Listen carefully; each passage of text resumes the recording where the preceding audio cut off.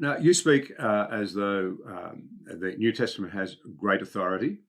Many would say, look, it can't be relied on. Much of it was written years after the events. It's not a historical record that Mhm.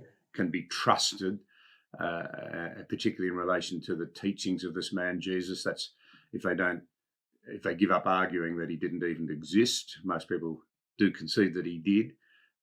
You plainly believe that those records are real, that they're reliable, historically they stand up. Well, here again, John, interestingly enough, a similar revolution to the one I described in philosophy and in physics has taken place in New Testament studies.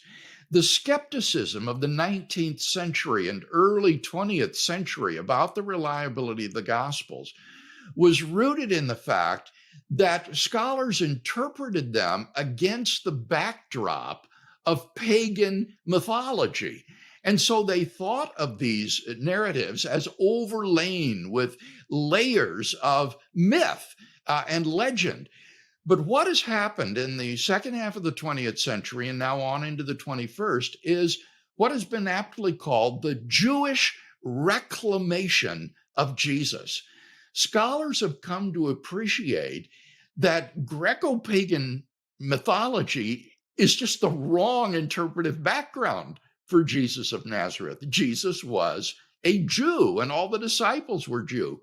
And the proper interpretive context for understanding Jesus of Nazareth is first century Palestinian Judaism. And when the Gospels are read against that backdrop, they emerge as very credible sources for the life and teachings of this man. And so there has been a remark, I think it would be no exaggeration to speak of a reversal of scholarship with respect to the credibility of the Gospels.